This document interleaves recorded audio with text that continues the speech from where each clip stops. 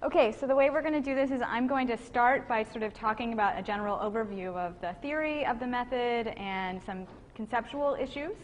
And then Emily is going to, this is going to be for the first half, and the second half, Emily is going to take over and actually work through examples with you, so you can actually see how to do this. So the outline of this is that first I'm going to talk about types of dependencies. These are two types. There are many other types of dependencies that could occur. And then I'm going to talk about how to deal with the dependencies using robust variance estimation, efficient weight selection, and different types of regression coefficients that occur once we're working in the robust standard errors method. And then the software demonstration is when Emily is going to come in. So types of dependencies.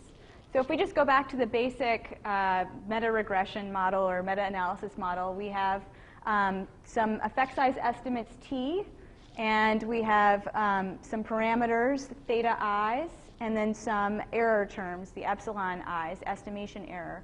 So note, I've written this in a random effects framework that each study might have its own underlying true effect size, the theta I. And so where does the dependence occur? It can occur in one of two places. You might have correlated errors. The error terms would be correlated, for instance, if you are in a psychology experiment and you collect both the depression scale and an anxiety measure and some other sort of psychological measure all on the same participants, then that's your estimation error is correlated. Your residuals there are correlated. Or it could be that your parameters are correlated, as might happen if you have multiple experiments conducted in the same laboratory in a research group that then produce studies. So there's different people in those experiments, but there might be something in common about the laboratory or the study. So visually, to sort of help you visualize this, I've used a couple of pictures. So the first one is the correlated, what I'm going to call the correlated effects model. And then the correlated effects model, again, the sampling, the sort of estimation error terms are residuals are correlated. And in this case, you've got your meta-regression, which I'm always going to call these D for dependent meta-regression. Other places you'll see an I for independent meta-regression. So you've got different studies, maybe 3 different studies here, and you'll see that they're each estimating a different, this is a random effects model, so they're each estimating a different underlying true parameter, theta 1, theta 2, and theta 3. And then what you have over here is you have multiple measures within each of these studies. So study 1, there are actually 3 different measures, 3 different estimates of that same parameter. Maybe you've got an anxiety scale, maybe you've got multiple anxiety scales and a depression inventory, something like that. And note the idea is that they're all estimating conceptually the same parameter, the same theta 1. And so that's what I've got. These are kind of all the same. And then study 2 has only one estimate, whereas study 3 has 2 estimates of its parameter. So I'm trying to highlight here that you can have different numbers of estimates in each study. You don't have to have the same number. You might even, in fact, have many studies that only have one estimate and just a handful of studies that have multiple correlated effects. And we can think of these across studies as having, there's variation. There's a theta 1, a theta 2, and a theta 3. And so these are, in a random effects framework across studies, these thetas are varying, which is tau squared. So this is the correlated effects framework, how you might think of one type of correlated problem. The second type that you might run across is a hierarchical model. So in a hierarchical model now, you might have different individuals in every sort of effect size estimate, so the residuals aren't correlated with each other. What's correlated are the parameters, and this is what I mean by that. So you've got your dependent meta-regression, and again you have one cluster, and I'm calling them clusters here because they could be research groups, they could be papers, they could be there's a variety of ways that we could have this occur. But you've got clusters. The first cluster is estimating a theta 1, the second cluster is estimating a theta 2, and the third a theta 3. But within each of those, and these vary across clusters you can conceptualize that as having a mean and a variance, and the variance is tau squared. But within each cluster, you might have different effect size estimates as well, which vary in terms of this is called the between study within cluster variance, which we're calling omega squared. So for an example of this that I've been working on in a psychology meta-analysis is each paper or study that is being meta-analyzed reports results of multiple experiments.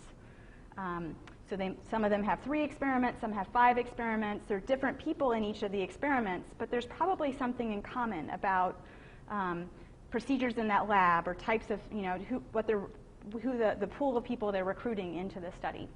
Another type of hierarchical case that you might have would be you have several separate papers here, but they're all published by the same person or they come from the same lab. So they've actually reported maybe 3 different experiments and they have them published in 3 different papers, but you know that they all come from the same lab, maybe the same author, and so there's probably something in common there. So again, this is the second kind of correlation that could occur. So the question is, what do you do about this dependence in a meta-analysis? So the possible approaches: you could ignore it. I don't think this is a good idea, but this is what people often do. They just say, okay, we're just going to pretend that these are not correlated in some way, and we're going to go about doing our regular meta-analysis methods. The problem with this is you're counting each study or each effect size as if it's unique, and it's not unique. You've got some overlaps. Some of these are actually kind of repetitions of information. You could create a synthetic effect size for each sample. So you might say, okay, well, this is actually really common. You could use a study average. So you have a study and it reports 5 effect sizes, and you just take the average of those, and that's what you use in your meta-analysis. Or you might randomly select one of those, or you might choose the best one of those in some way. Problem with this is you're clearly throwing out data. You've got maybe 1,000 effect sizes, but only 200 studies, and now you only have 200 effect sizes in your meta-analysis. You're kind of wasting information. So another option would be to model it with using the full multivariate analysis. There are methods that have been published on how to do this. The problem with this is that it's very rare for a paper to report, in addition to multiple effect sizes, the correlations between those effect sizes. Very rarely occurs. And since it doesn't occur, it's very hard to use the exact methods that you'd like to use. So what I'm going to talk about today is how to use robust variance estimation instead. Now I apologize, I'm going to use a lot of matrix language here, but I just want to sort of give you an overview of it. You could study it longer and know it more in detail, I suppose. So if you just look at the top, this is sort of the general matrix language for a meta-regression model. You've got a vector T of effect size estimates. You have a matrix X, that's your design matrix that has all of those regression coefficients you might have in it. Note that if I were just talking about a meta-analysis, not a meta-regression, that would just be like an intercept-only model. It'd all be 1s. You've got a vector beta of regression coefficients in your meta-regression. If, again, in the meta-analysis, that might just be 1 parameter for the mean.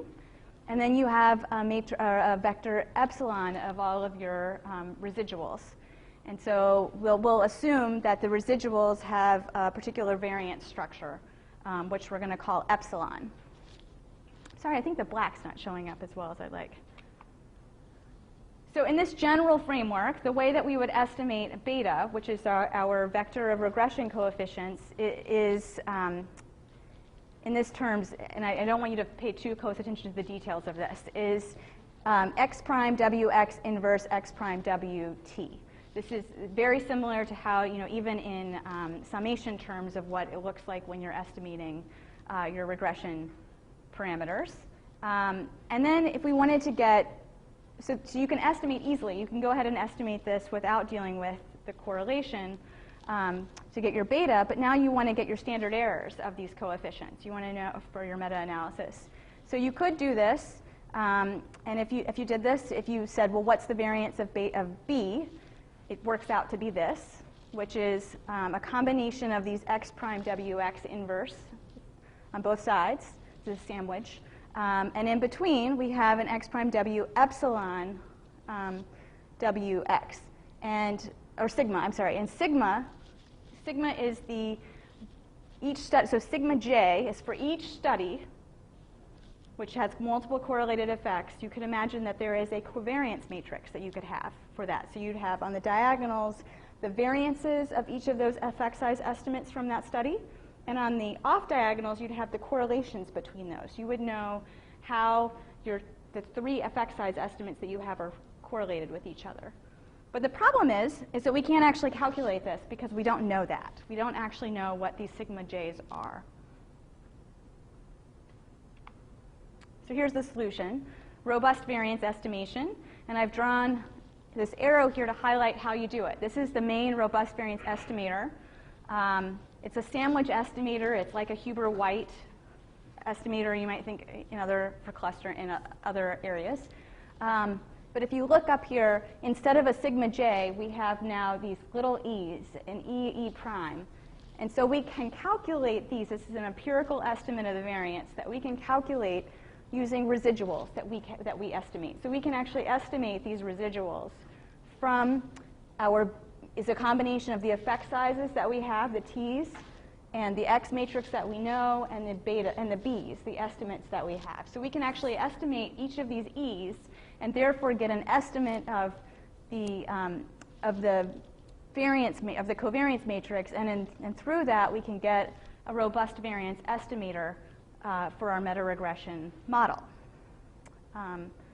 Once you do that, you can then get t-tests using these. You can get t-tests to see if in your meta-regression your estimates are significantly different than 0.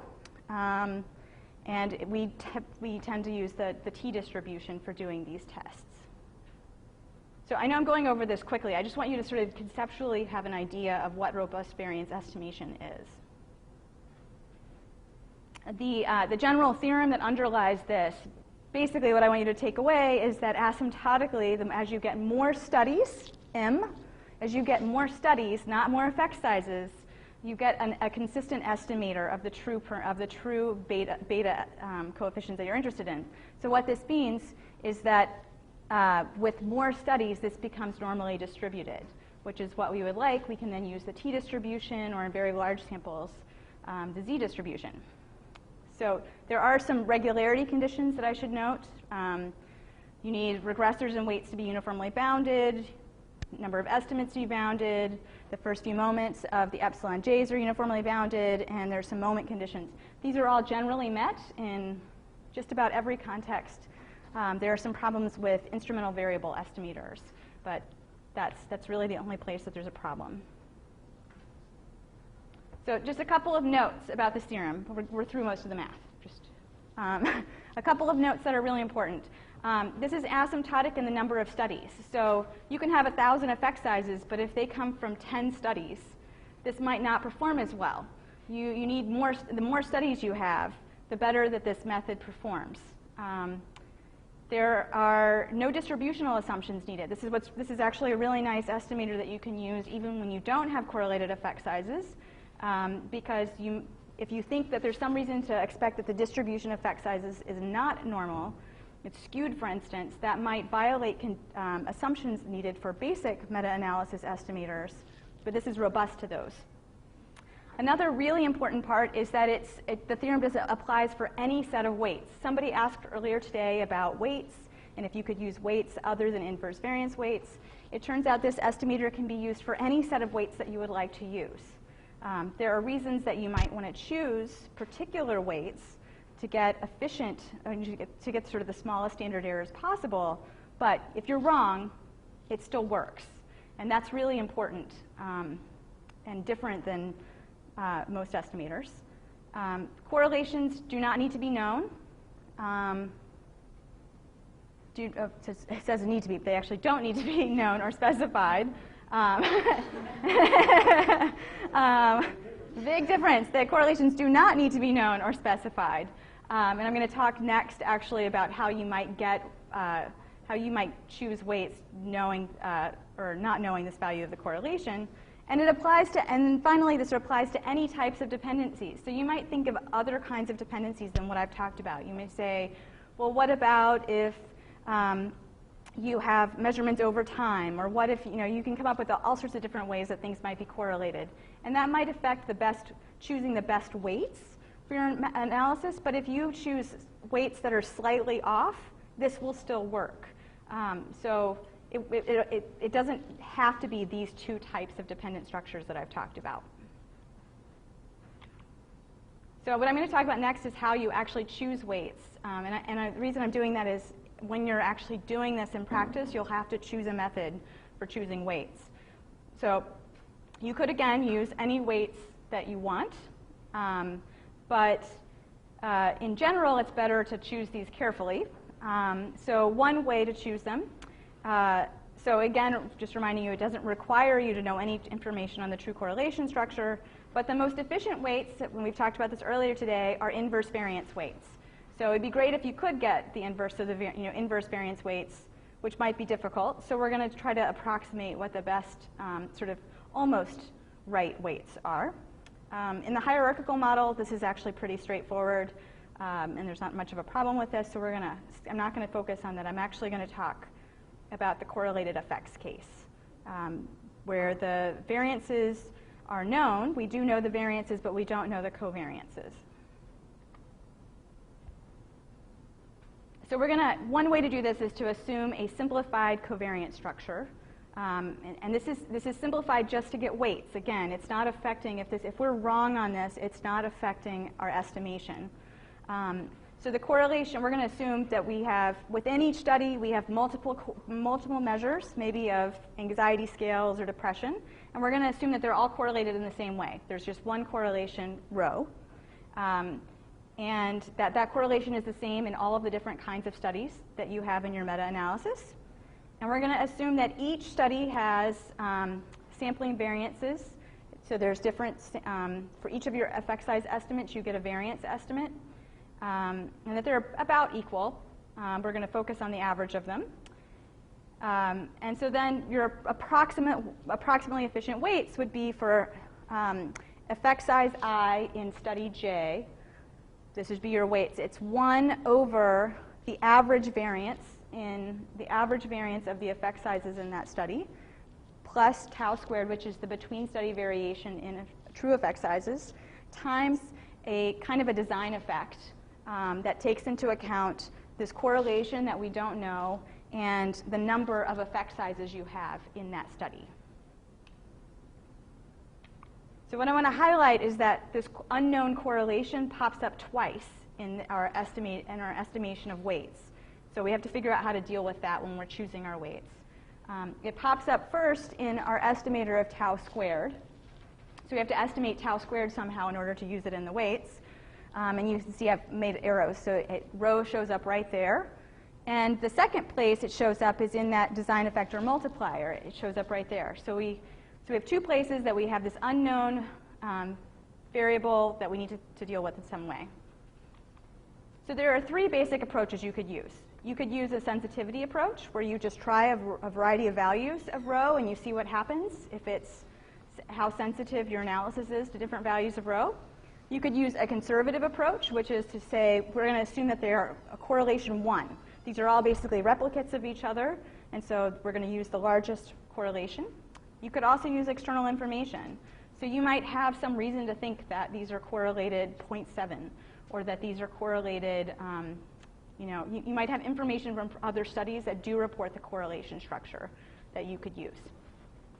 So briefly, again, the sensitivity approach would be just you run this for a values of rho between 0 and 1, and you can even graph it. In our paper, we actually include a plot so you can see how the estimate changes in relation to rho. In the example we use, it doesn't change much at all. But it allows you to say, this is really robust, we've tried a variety of values, and it doesn't really affect our analysis or our main results. The second approach is to use rho equals 1. So when you do that, this is how the weights change. It's conservative in that a study receives no additional weight for having multiple measures. So just because study 1 has 10 measures and study 2 has 2 measures, study 1 won't get any additional weight because it has multiple measures when you do this. And the third approach is external information. So you might have this, as I was saying, from another study that does report correlations or a covariance matrix. I'm not going to talk much about this, but in the binary outcomes case, if you're using, for instance, the log-odds ratio, you can sort of get an upper bound on what rho might be when you know what these baseline correlations are, or baseline probabilities are.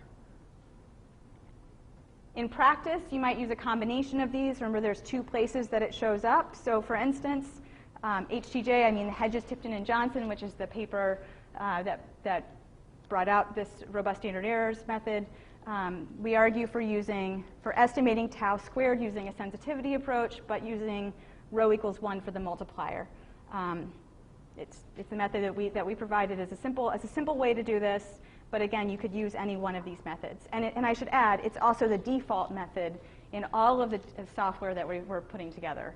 That the default is this is how the weights are estimated. So then the final issue I'm going to talk about are covariate issues in meta-regression.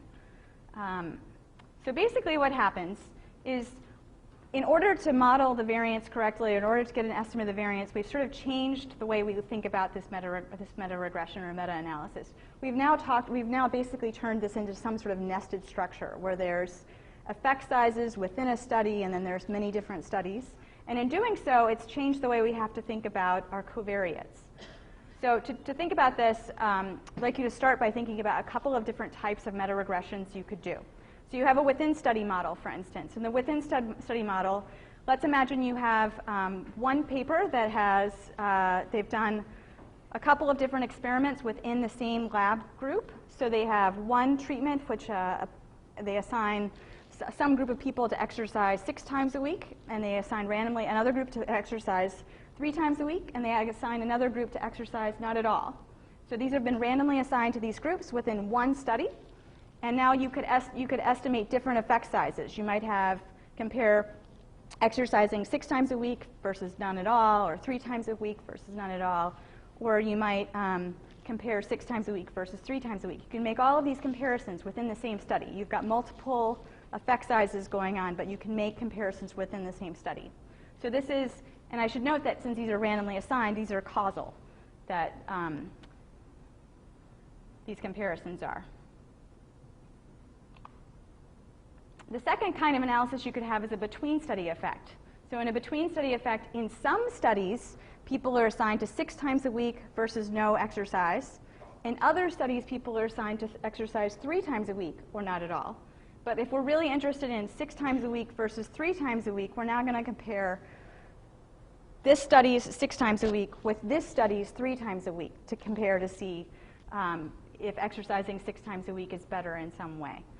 You can imagine this is a between-study comparison. We're comparing across studies, not the same pool of people. They weren't randomly assigned to these 2 different treatments. This is conceptually different than the within-study case where we had multiple measures. So the idea of this, that there are these within-study comparisons and between-study comparisons now plays a really important role once we're using robust standard errors. So more formally, again, I have I for independent meta-regression.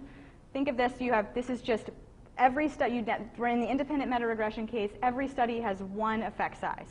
Okay, so you've got TJ is effect size from study J, and XJ is the design matrix for study J as a value of a covariate. And I think the covariate we're going to use here is length of time to follow up.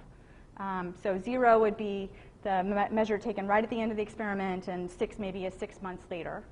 And so you've got a basic model. You've got TJ, which is your effect size, is a function of an intercept, and it's a function of how much time goes by until the follow-up measure. In this case, you'd interpret your beta 0 as the average effect right at the time, when there's no follow-up. It's your value right when the intervention just occurred. And your beta 1 is across studies. So some studies, think of it this way, in this meta-regression, some studies measured only at the end of the intervention. Other studies only measured 6 months later, or they measured 1 month later. They didn't measure multiple time points. So this would be a 1 unit change in the length of time to follow up across different types of studies.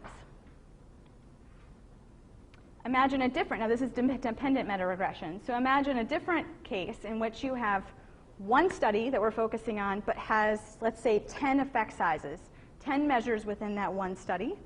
And in this case, we could say, well, that study can have its own regression. And so we can say that beta 0, 1 here in this one study is its effect size estimate right when the intervention ended. And we can say that there's a different effect size for 1 month, 2 months, 3 months, 4 months, all the way up to, let's say, 9 months post-intervention, that different effect size measures were calculated. And you could imagine that there's some sort of regression relationship on what the effect size is in this one study with multiple effects. So the idea in dependent meta-regression, which is what we're in, is that these both occur at the same time in our analysis. That you might have within study comparisons, there might be multiple measures of effect, multiple effect sizes that you could compare within studies, pooling them across studies. And you also have between study meta-regressions, where different studies have different values of covariates. You have to think carefully about these two different types of cases. So that you could have the between study effect of the average value of X in a study on the average effect size, and you can have a within study effect of your covariate on effect sizes. And you can actually estimate both of them in your models. So the solution to this, basically, all of this was just sort of to explain to you how to think about your covariates carefully. Is the solution to this is to center. You really need to center your covariates. So each study should have, for each effect size, there's a study, or each covariate, there's a study average for that covariate, and you can center every one of your covariates around that study average. And this is basically just the answer. You should do this. If you do this, so what happens if you don't do this? That's really the question. If you don't do this, you think what you're doing is different than what you're actually doing. So if you don't center your covariates, you think you've put together this model here, and you think that you have just estimated this within study effect of the effect of X on effect sizes. But what you've actually modeled is a weird combination of the within and between study effects, which is really nonsensical. And it makes interpreting what your regression coefficients are really difficult. So in applied cases that I've seen, what happens, for instance, is you can actually have these going in opposite directions.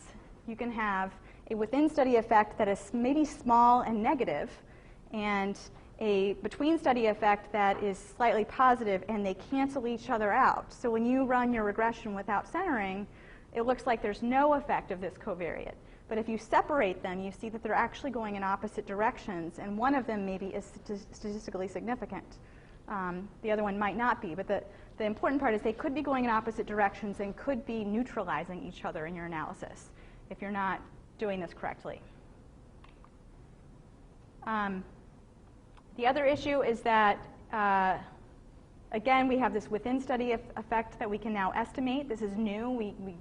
When you're not working in correlated effects, you usually can't do this. And it's a benefit. If you've got many estimates within the same study, these within study comparisons are actually really nice in that everything else is the same about that study except for these different effect sizes. These are kind of cleaner analyses than going across studies. But one issue you have to think about is, well, how many of these studies have multiple effect sizes? How many of these studies have values of X that vary within the studies? This is a case where you have to look carefully at your data to see. It might be that out of 200 studies, only 10 of them have values of X that vary within those studies. And then you have to think, well, is this representative? So you have to sort of think carefully about what's really going on and how people are measuring effect sizes within studies. And it can give you good information, I should add. So in a meta-analysis I've been working on in psychology, we've been looking at the types of measures people do, the types of experiments people do within the same lab. So we find, for instance, that you want to look at if an effect size changes over by age. It's a spatial intelligence project. So is spatial intelligence malleable across ages? Well, if each lab only does one age, then it's harder to know than if some labs also study multiple ages. And so once you've got these correlated effects, it allows you to sort of look more carefully at what people are studying within the same, what people are studying within the same papers or within the same studies. So the conclusion to this is that you should just always center. Sometimes you might be using a between. You might be using the average, which is the between regression. Sometimes you might be using the centered within regression to think carefully about which one or both that you would like to use. I should add that when you center, these two are independent of each other. So if you leave one of them out, it shouldn't affect estimation of the other. And you always want to check to see with your within study one how much variation there actually is in that covariate. Okay.